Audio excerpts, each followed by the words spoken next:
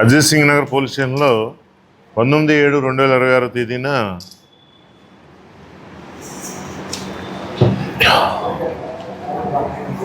షేక్ సల్మాన్ అతను ఒక నిరుద్యోగి ఒక రిపోర్ట్ ఇవ్వడం జరిగింది.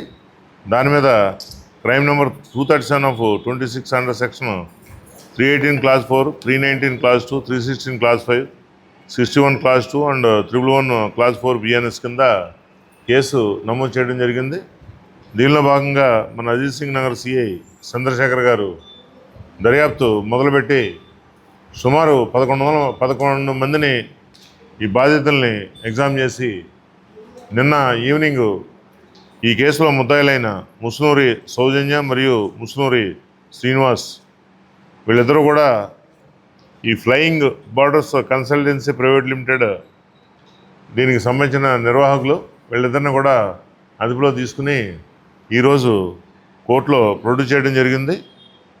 దీంట్లో వీళ్ళు ఈ ఫ్లయింగ్ బార్డర్స్ కన్సల్టెన్సీ అనే సంస్థని 2023 సంవత్సరంలో స్టార్ట్ చేశారు. ఇక్కడ మనకి విజయవాడ, మాచవరం, అలాగా హైదరాబాదు, విశాఖపట్నంలో కూడా వీళ్ళకి బ్రాంచెస్ ఉన్నాయి.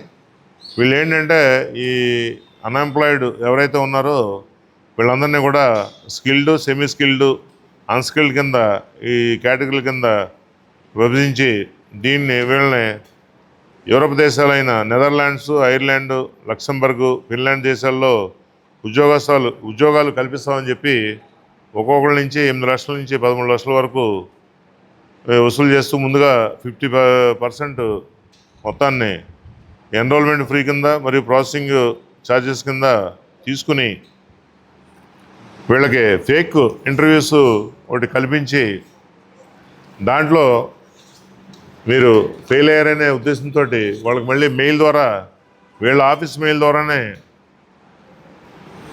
మీరు ఫెయిల్ అయ్యారని చెప్పి వాళ్ళకి రిప్లై పంపించి వీళ్ళందరినీ కూడా మోసం చేయడం జరిగింది. దీనిలో భాగంగా వీరి మీద ఇద్దరి మీద ఇప్పటివరకు 8 కేసులు రిజిస్టర్ చేయడం జరిగింది. మన అజిత్ సింగ్ నగర్ది 9th కేసు. వీరి మీద విజయవాడ సూర్యాపేట పిఎస్లో క్రైమ్ నెంబర్ 122/2011, మాచవరం పిఎస్లో 227/24, అన్నమయ్య జిల్లా పీలేరు పిఎస్లో క్రైమ్ నెంబర్ 25/25, తెలంగాణ జగిత్యాల జిల్లా మహిళా పిఎస్లో క్రైమ్ నెంబర్ 43/26, తెలంగాణ మల్కాజిగిరి జిల్లా బేగంపేట పిఎస్లో క్రైమ్ నెంబర్ 207/26, తెలంగాణ కామారెడ్డి జిల్లా బిక్నూరు పిఎస్లో క్రైమ్ నెంబర్ 71/26, విజయవాడ మాచవరం పిఎస్లో crime number 131/26, Vijayawada cyber crime పిఎస్లో క్రైమ్ నెంబర్ 58/26. వీరి మీద 8 కేసులు ఇప్పటివరకు నమోదు చేయడం జరిగింది. ఇది 9th కేసు మన సింగనగర్లో. దీంట్లో ఇప్పటివరకు విజయవాడలో 700 మంది ఈ బాధితులని గుర్తించడం జరిగింది.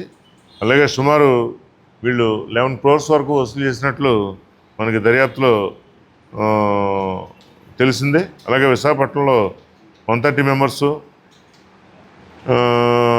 మెంబర్స్ని ఐడెంటిఫై చేయడం జరిగింది. వాళ్ళ నుంచి 2.2 crores వసూలు చేసినట్లు మనం గుర్తించడం జరిగింది.